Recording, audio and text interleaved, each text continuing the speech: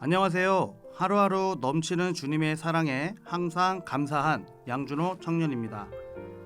먼저 우리 교회에 등록한 지 얼마 되지도 않아 성경 봉독까지 할 수 있게 허락해 주신 하나님께 진심으로 감사드립니다.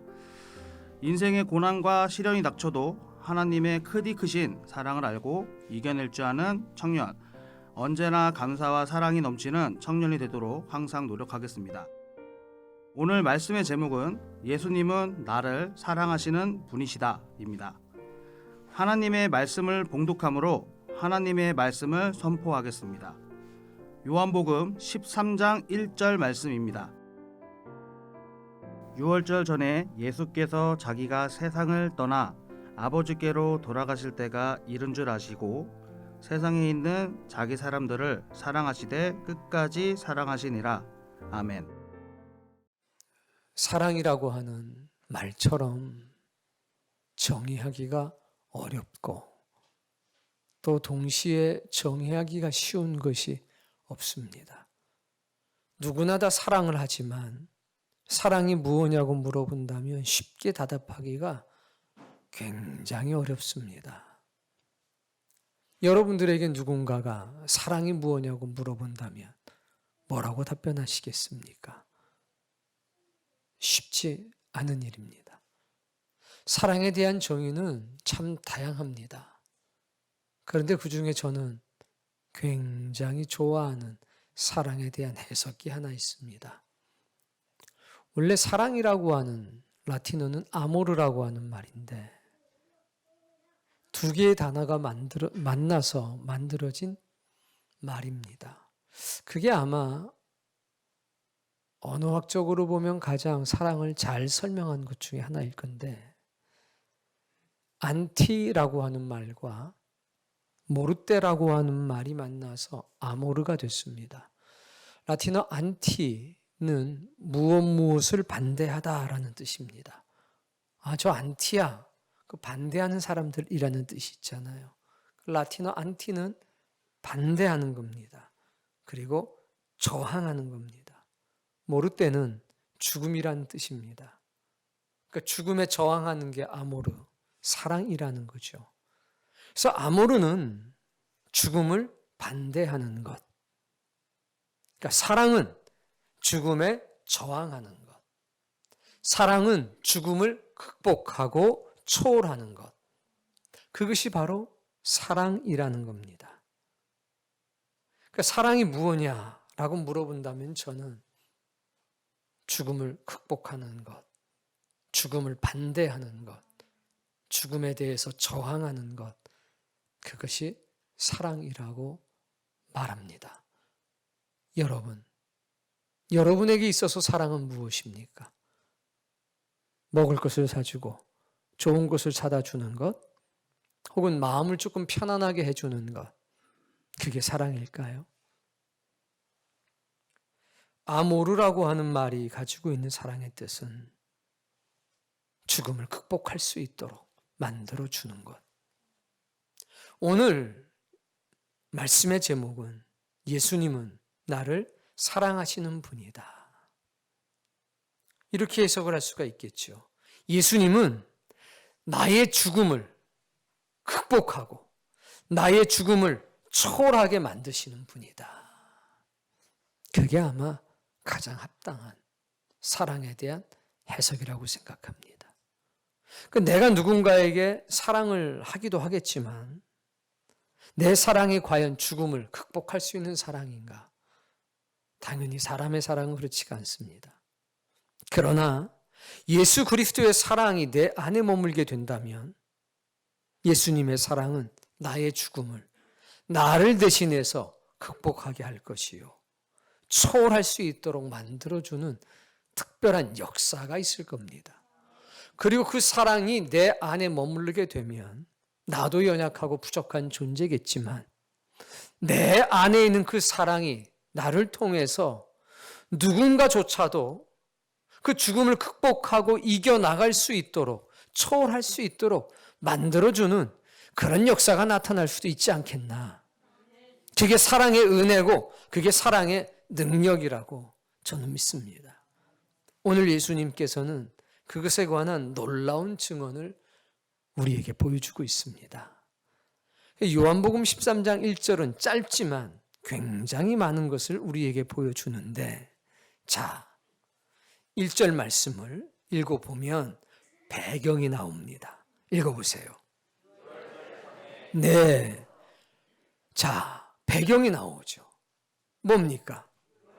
6월절 전이라고 하는 시간적인 배경이 나옵니다. 아, 이건 6월절 전에 있었던 사건이구나. 근데 그 순간에 예수님께서 무언가 알게 된 것이 있었습니다. 읽어볼까요? 예수께서 자기가 세상을 떠나 아버지께로 돌아가실 때가 이른 줄 아시고, 때는 바야흐로 6월절 전날이었는데 예수님이 아셨습니다. 무엇을 아셨는가?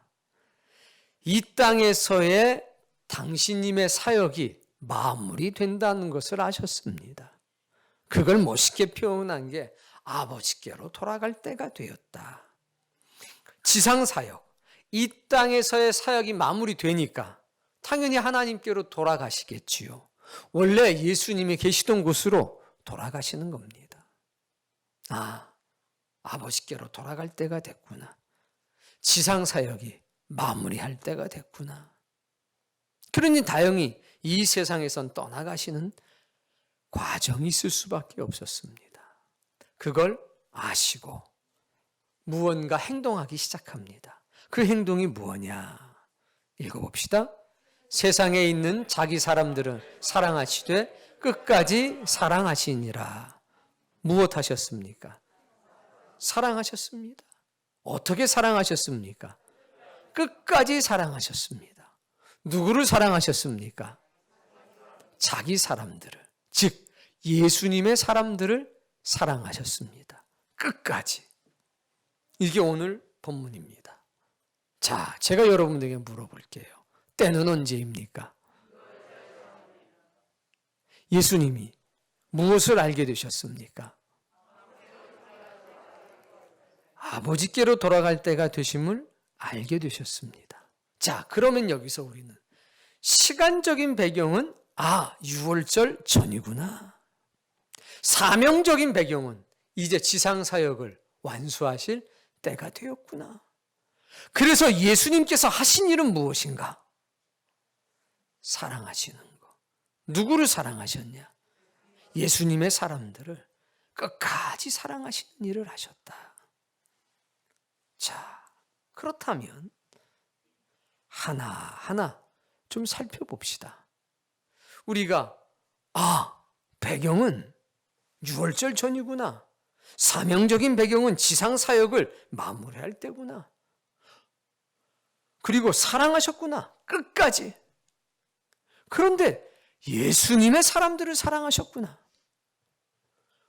우리가 알 만큼은 다 알았습니다.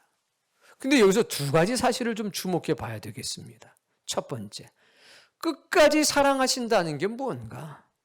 이게 첫 번째고, 두 번째는 자기 사람들, 예수님의 사람은 과연 누군가? 오늘 말씀의 제목이 나를 사랑하시는 분이시다니. 내가 예수님의 사람, 즉 자기 사람이 되는 게 문제겠구나. 그것을 확인하는 과정이 있어야 될 것 같습니다. 끝까지 사랑하신다는 말씀은 무엇이냐? 사도 요한이 이 말씀을 기록을 했습니다. 이 상황에서 사도 요한은 이제 막 20살 언저리가 되었을 때입니다. 왜? 10대 후반의 부름을 받았기 때문에. 예수님과 동행한 지 횟수로 3년째가 되던 해입니다. 20살 남짓입니다. 그런데 이것을 기록한 것은 90이 훨씬 넘어서 100세가 다 되었을 때에 요한복음을 기록하게 됩니다. 요한은 이때는 잘 몰랐습니다. 그런데 오랜 세월이 흐른 뒤에 뒤돌아보니 주님이 고통스러운 그 시간에 우리를 사랑하셨고 그때만 사랑한 게 아니라 지금까지 나를 사랑하고 계시는구나. 그걸 깨달았습니다. 그래서 이렇게 기록해 놓은 겁니다. 끝까지 사랑하셨다. 끝까지 사랑한다는 것은 지금만이 아닙니다. 계속해서 영원히 내가 사랑한다는 겁니다. 그게 끝사랑입니다.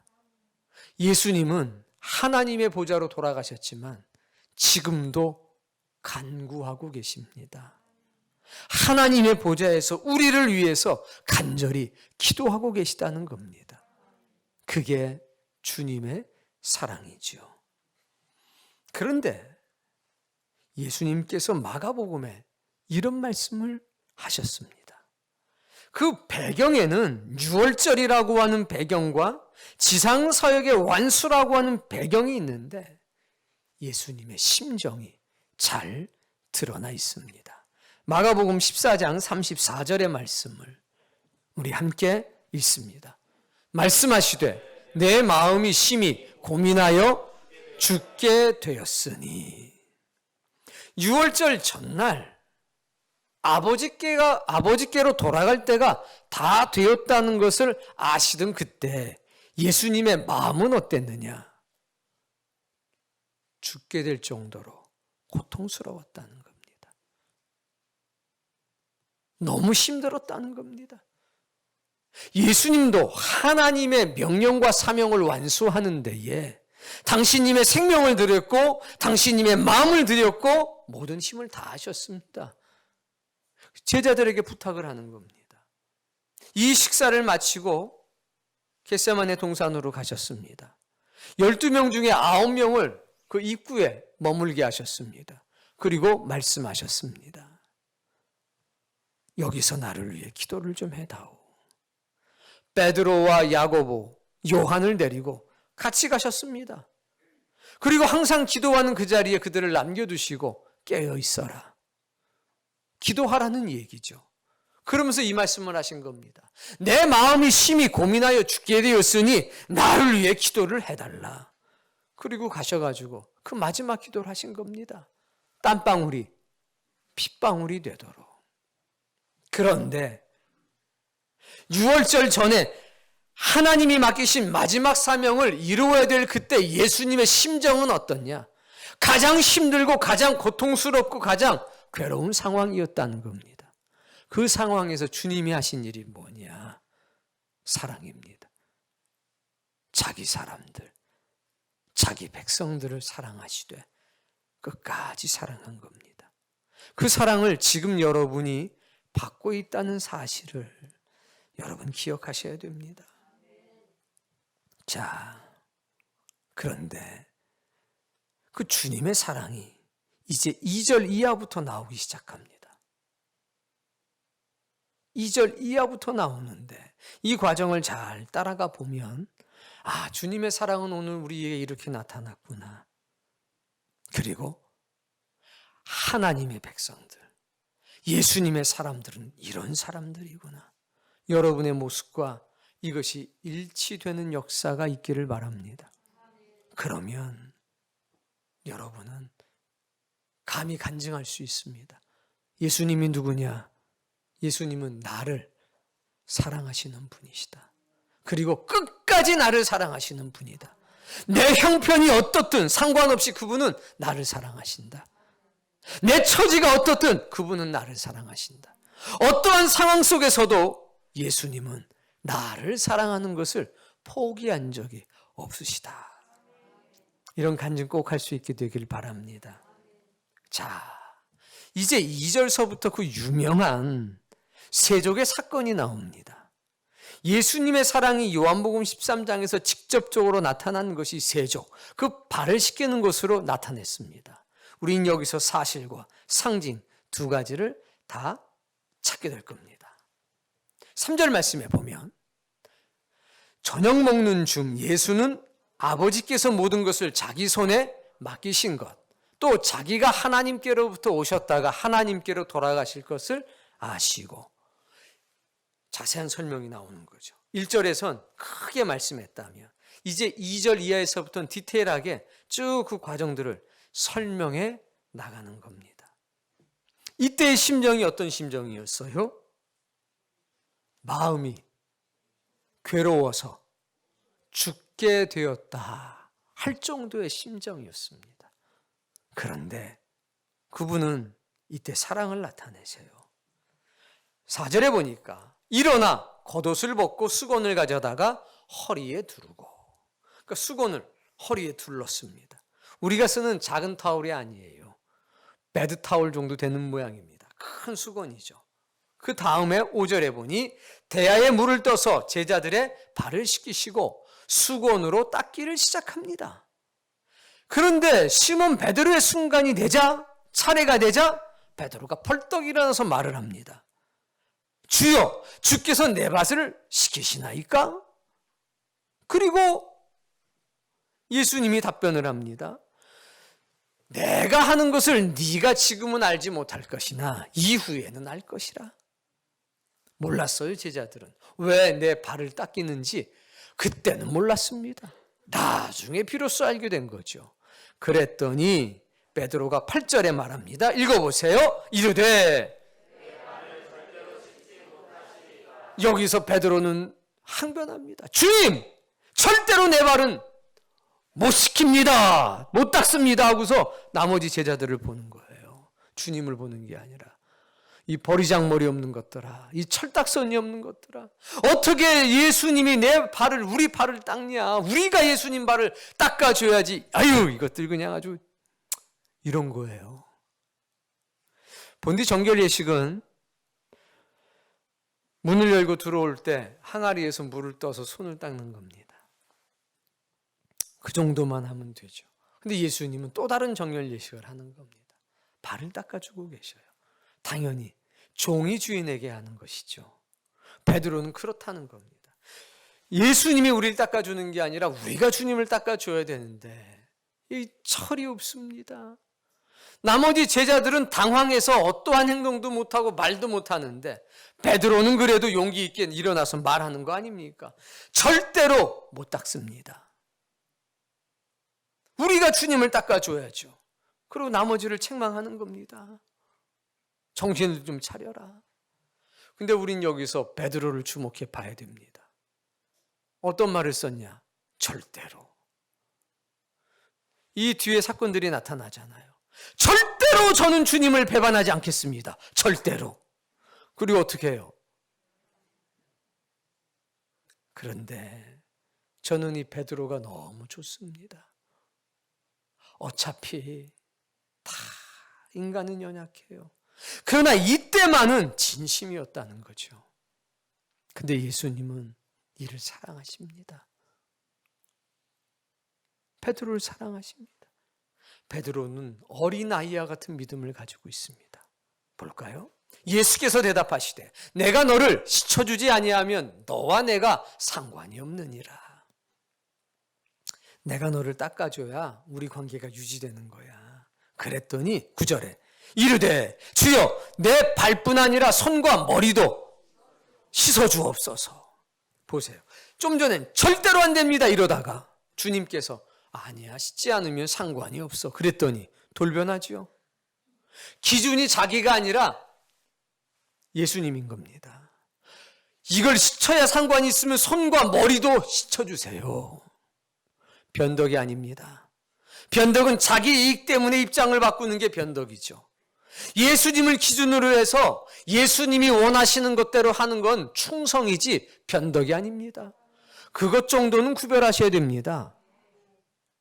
자기 생각을 쉽게 버리잖아요. 그렇습니까? 내 생각 잘못됐군요. 그렇다면 발도 닦아주시고 손도 닦아주시고 머리도 닦아주세요. 이게 얼마나 멋진 믿음입니까? 여러분 이런 믿음 갖기를 바랍니다. 바요나 시몬아, 이것을 알게 하신 이는 네가 아니라 너 안에 계시는 성령님이시니라.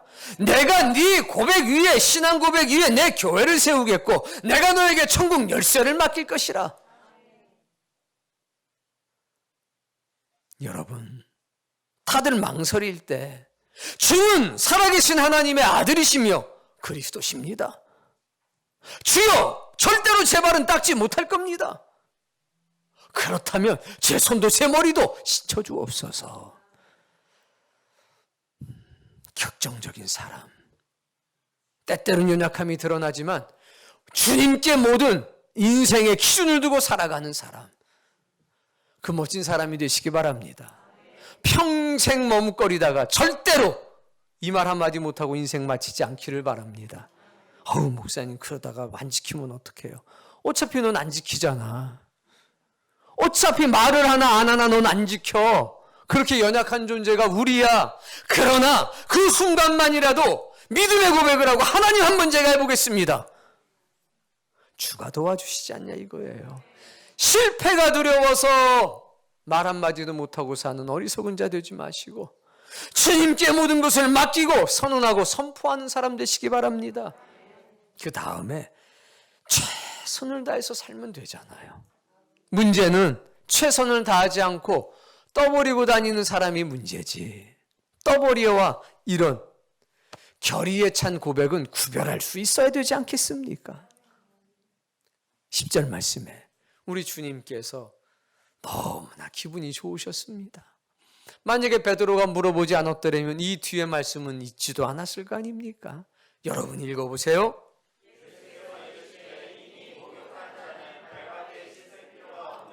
예, 너희는 온몸이 이미 깨끗하니라.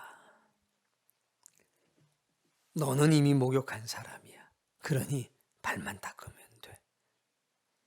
여러분, 드디어 자기 사람들, 예수님의 사람들 정체가 나옵니다. 목욕한 사람, 예수 그리스도의 피로 목욕한 사람, 즉 영혼이 정결해진 사람들. 그게 첫 번째입니다. 두 번째는 영혼이 정결해졌지만 여전히 오늘 발을 닦는 사람들. 영혼이 정결해졌어도 주님은 말씀하는 겁니다. 발은 계속 닦아야 돼.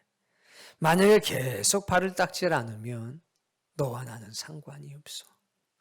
그런데 어떤 사람들은 정결해진 영혼을 가지고 발을 닦지 않고 살아가는 사람도 있다는 겁니다. 여러분, 손과 발이 가지고 있는 상징은 다 알지 않습니까? 손과 발이 무엇을 상징합니까? 행함을 상징합니다. 특히 발은요, 그 발을 가지고 가야 될 곳이 있잖아요. 예, 네가 그 발을 가지고 아버지의 나라까지 가야 되지 않겠냐? 하나님 나라에 가고자 하는 사람은 그 발을 날마다 씻어야 되느니라. 그런데 그 발을 닦지 않는 사람이 있습니다. 그럼 주님과 상관이 없는 자가 되는 겁니다. 행함, 그 사람의 삶, 주님이 항상 만져주십니다. 깨끗하게 하십니다. 우린 살아가면서 얼마나 많은 상처를 받습니까? 우린 살아가면서 얼마나 많은 넘어짐을 경험합니까? 그때마다 일어나서 다시 천성을 향해서 걸어갈 수 있는 건 내 능력이 아니라 주께서 우리의 발을 씻어주시기 때문입니다. 나의 더러움, 나의 연약함, 주님이 그것을 씻어주십니다. 날마다 주님과 그런 영적인 관계가 있는 자가 되기를 원합니다. 그런데 말씀하시죠. 다는 아니라. 가로신 유다가 있었다는 겁니다. 정결해진 영혼을 지키지 못하는 사람이 있습니다. 우리는 그런 사람 되지 않기를 바랍니다. 자, 그리고 나서 우리 주님이 이런 말씀을 합니다. 14절 말씀. 내가 주와 또는 선생이 되어 너희 발을 씻었으니 너희도 서로 발을 씻어주는 것이 옳으니라. 서로 발을 씻어줘라, 닦아줘라 말씀합니다. 그리고 17절에 보면 너희가 이것을 알고 행하면 복이 있으리라. 아멘. 여러분도 이것을 알고 행하는 사람이 되기를 바랍니다. 어떤 사람은 모르고 행한다는 거죠. 모르고 행해도 안 행하는 것보단 낫습니다. 그러나 알고 행하면 더 복되다. 자, 자기 사람, 예수님의 사람의 첫 번째 특징, 영혼이 정결하게 된 사람들. 두 번째, 주가 그의 행위를, 그의 삶을 날마다 닦아주는 사람들. 세 번째, 서로 발을 씻겨주는 사람들. 서로 발을 씻겨준다? 발을 씻겨준다는 게 뭐지? 주님이 내 발을 씻겨주는 건 알겠는데 서로 돌보라는 뜻인가? 맞습니다. 주님이 나를 씻겨주셔서 내가 이제 이 발을 가지고 천성을 향해 갈 수 있게 됐습니다. 그런데 주님은 말씀합니다. 너희가 내 사랑을 받았지? 그러면 내 사랑을 가지고 서로 좀 돌봐줘. 서로의 연약함, 서로의 부족함을 좀 닦아주도록 해. 이걸 좀 쉽게 말씀드리겠습니다. 우리가 서로의 발을 닦아주는 거는 따라해 보세요. 장점을 먼저 봐라. 뭘 봐요? 우리가 서로 발을 닦아주는 건, 야, 발 좀 내놔봐, 내가 닦아줄게. 이건 상징이잖아요. 실제면서 상징이에요. 김 집사를 봤을 때, 박 집사를 봤을 때 장점을 먼저 보라는 겁니다. 그게 발을 닦아주는 거예요. 주님이 우리의 더러운 발을 닦아줄 수 있었던 걸 우리를 사랑하셨기 때문에, 우리를 귀하게 여기셨기 때문에 발을 닦아주는 거예요. 우리가 서로 발을 닦아준다는 것은 복잡하게 생각하기 전에 간단하게 생각합시다. 장점을 봐줘라. 귀하게 여기라는 거죠. 교회 문을 열고 들어오면 단점이 보여요. 이 교회는 뭐 이러고, 저 집사님은 저러고, 저 장로님은 저러고. 은혜 아닙니다. 단점이 없다는 게 아닙니다. 단점 많죠. 그런데 영혼이 정결해진 사람, 주님이 그 발을 닦아준 사람들은요, 뭐가 먼저 보이냐? 장점이 먼저 보입니다. 그게 달라요. 단점이 안 보이는 게 아니라 장점이 먼저 보인다. 아이고, 집사님 귀하시네. 왜? 장점이 보이니까. 아이고, 이 교회가 참 귀하네. 왜? 장점이 먼저 보이니까. 그래서 사랑해 가는 거고, 그래서 귀하게 여기는 겁니다. 장점이 먼저 보여야 됩니다. 그럼 칭찬 나갑니다. 귀함과 소중함이 묻어나갑니다. 그게 서로의 발을 닦아주는 겁니다. 그 뒤에 당연히 단점도 보이죠. 그거는 가리워주는 겁니다. 그건 치료해주는 겁니다. 그게 은혜입니다. 그렇게 서로의 발을 씻어주고 닦아주시기 바랍니다. 누가 할 수 있느냐? 영혼이 정결해진 사람, 주님이 자신의 발을 씻겨준 것에 감격하고 감동한 사람들은 이제 서로의 발을 닦아주기 시작합니다. 격려가 되죠. 집사님 잘할 수 있어요. 집사님 잘할 수 있죠. 제가 도와줄게요. 그래서 집사님 있어서 내가 힘이 나요. 집사님의 기도가 내게 힘이 나고요. 아이고, 제가 아무것도 못해가지고 그냥 뭐 가장님께 도움도 안 되고, 아이고, 있어주는 것만 해도 도움이 돼요. 있어주는 것만 해도. 집사님 있어 얼마나 힘드는지 몰라요. 그게 발을 닦아주는 거예요. 아이, 집사님 정말 그래요? 그럼 저도 한번 열심히 내볼게요. 가장님, 제가 좀 연말이라도 좀 힘을 한번 내볼게요. 12개월 동안 쉬었으면 1개월은 좀 일을 하시기 바랍니다. 끝까지 가장 옆에 붙어있지 말고, 붙어있되, 아이고 가장님 1개월 정도는 제가 한번 도와줄게요. 꼭 양심 선언하시고 1개월만이라도 가장님께 힘이 되시기를. 그게 서로 닦아주는 거예요. 장점을 먼저 봐라. 그거 중요합니다. 근데 어떤 사람들은 단점을 먼저 봅니다. 단점을. 영혼의 정결함이 없는 사람이구나. 주님께서 그 발을 닦아주신 것에 대한 감격과 감동이 없는 사람이구나. 그렇게 생각하시면 됩니다. 너희가 이것을 알고 행하면 복이 있다. 자, 그리고서 우리 주님이 너무나 귀한 말씀을 던지십니다. 34절. 세 계명을 너희에게 주노니 서로 사랑하라. 내가 너희를 사랑한 것 같이 너희도 서로. 사랑은요, 죽음을 극복하고 초월하게 하는 겁니다. 그러니까 우리가 누군가를 칭찬할 때 본질을 기억하셔야 돼요. 내가 이 집사님이 죽음을 극복할 수 있도록 해야 되겠다. 우리는 영혼이 정결해졌습니다. 그러나 날마다 발을 닦아야 되는 사람입니다. 왜? 죄악된 세상 속에 살아가고 우리가 천국을 사모하지 이 자리가 천국은 아니기 때문입니다. 그래서 우리는 날마다 넘어지고 쓰러집니다. 때때로 상처받고 때때로 상처를 주기도 합니다. 그러나 주님이 우리의 발을 닦아주십니다. 일어나는 거죠. 주님만 닦아주는 게 아니라 우리가 서로 닦아주는 겁니다. 목적과 이유는 단 한 가지입니다. 우리 안에 있는 사망을 이겨내게 하기 위해서. 그게 사랑인 겁니다. 밥을 주는 것? 그게 목적이 아니죠. 그 밥을 먹고 선한 일 하자는 겁니다.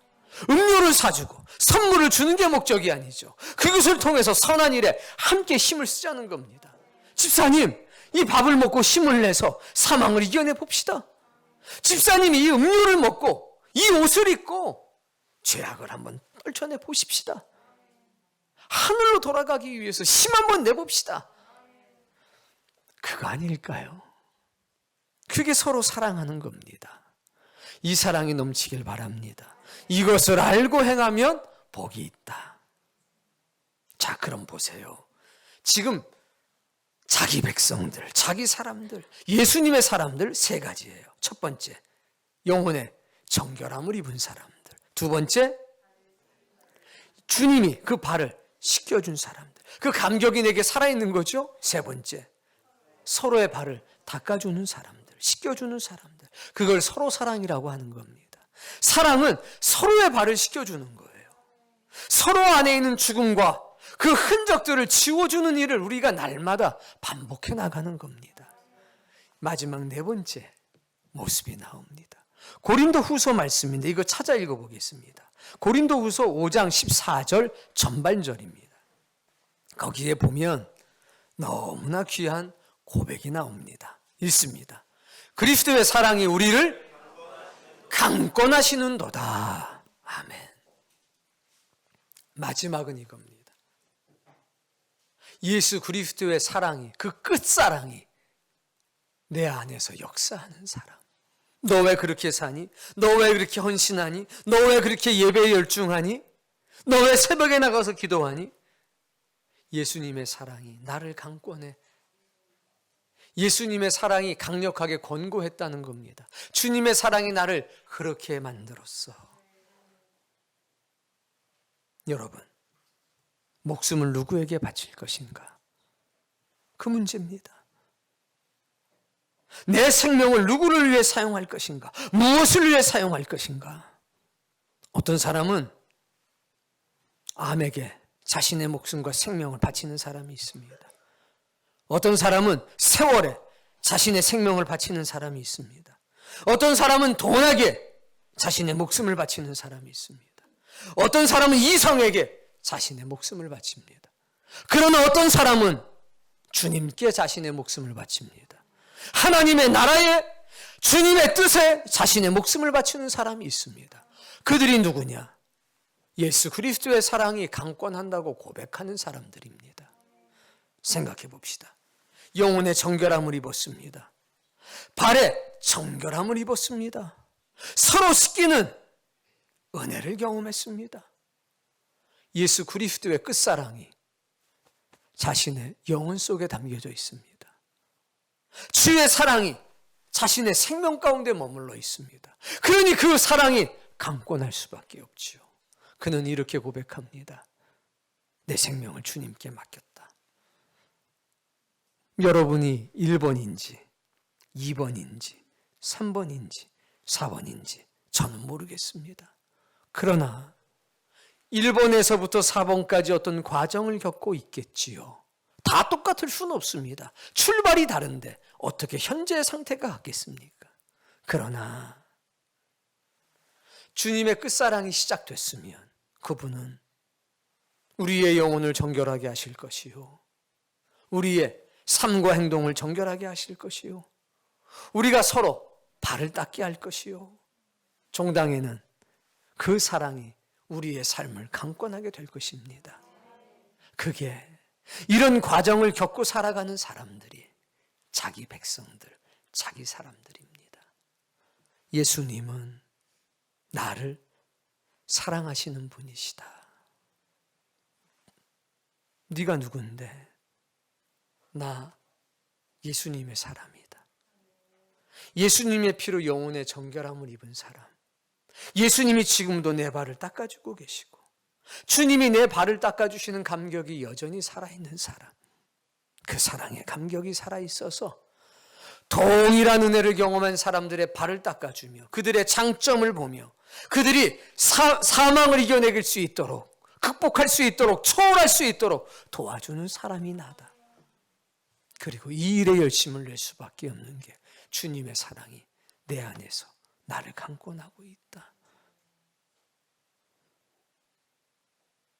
그게 오늘 우리 아닐까요? 이 중에는 영혼이 정결해지는 과정을 겪는 사람도 있을 거고, 이 중에는 그것을 지나서 이제 주님이 나의 삶을 정결하게 하시고 나의 발을 씻겨주는 감격을 경험하는 사람도 있을 거고, 조금 더 성숙돼서 서로의 발을 씻어주기 위해서 동분서주하는 사람도 이 가운데는 있을 거고, 이 가운데 더러는 주의 사랑이 나를 강권하시는도다, 이런 신앙의 고백을 하면서 살아가는 사람도 있을 겁니다. 그러나 한 가지를 분명히 합시다. 내가 어느 상황에 있든 주님이 나를 사랑하신다는 거, 그것을 하나씩 하나씩 경험하며 산다면 내 영혼 속에서 울림이 나타날 겁니다. 예수님은 나를 사랑하시는 분이야. 그분은 나의 죽음을 대신해서 싸워주고 계시는 분이야. 주님이 이기셨어. 주님이 나를 이기셨고 내 안에 있는 사망을 이기셨어. 그 고백이 살아있다면 누가 여러분을 흔들 수 있겠습니까? 여러분, 신앙의 힘은요, 자라나는 데 있는 겁니다. 성숙되는 데 있는 겁니다. 사도 요한처럼 주님이 나를 사랑하셨는데 내가 90이 넘어 100세가 다 돼서 보니 내가 70년간 경험한 것이 있었어. 주님은 그 가슴 아픈 상황 속에서, 가장 힘든 그 상황 속에서 지금까지 변함없이 나를 사랑하고 계셔. 우리가 인생의 마지막 순간에 많은 사람들 앞에서 간증한 내용은 교리가 아닙니다. 주님이 나를 사랑하셨다는 간증입니다. 그 간증이 모든 교리를 초월합니다. 여러분, 그 은혜가 여러분에게 있기를 바랍니다. 그리고 이제 우리끼리 확인할 수 있는 게 한 가지가 있습니다. 뭐냐? 장점을 보는지를 보세요. 뭘 만나든지 장점을 먼저 말하는지를 보세요. 그러면 그 사람은 영혼이 정결한 사람이고, 그 사람은 주님이 자신의 발을 닦아준 감격이 살아있는 사람이고, 그 사람은 시간이 지나면 예수 그리스도의 사랑이 나를 강권하는도다, 이렇게 간증할 사람이고 생명을 주님께 맡기고 살아갈 사람입니다. 그런 사람과 가까이 하세요. 뭔가 투표할 일이 있으면 그런 사람에게 찍으세요. 그럼 거기서 역사가 나타날 겁니다. 주님은 여러분을 사랑하십니다. 끝까지 사랑하십니다. 어떠한 상황 처지에서도 사랑하십니다. 뿐만 아니라 내가 어떤 처지 형편에 있어도 나 버리지 않습니다. 나를 정결하게 하실 분 예수 그리스도입니다. 나를 새롭게 하실 분 예수 그리스도입니다. 끝까지 내 편이 되어주시고 끝까지 나를 변호해 주시는 분, 그분이 예수 그리스도입니다. 그리고 단순히 맹목적으로 그러시는 게 아니라 나는 네 안에 있는 죽음을 이기게 하기 위해서, 극복하기 위해서 이 일을 하는 거야. 이겨내자고, 힘을 내자고, 용기를 내자고. 그 사랑이 나를 붙들고 있으니 내가 하늘로 돌아가는 그날까지 사망의 이김에 상킴받으리라고 기록된 그 말씀이 이루어지는 그날까지 주님의 특별한 사랑이 여러분의 삶을 붙들고 여러분의 생명을 붙들고 여러분의 인생을 붙들고 가시기를 주의 이름으로 축복합니다.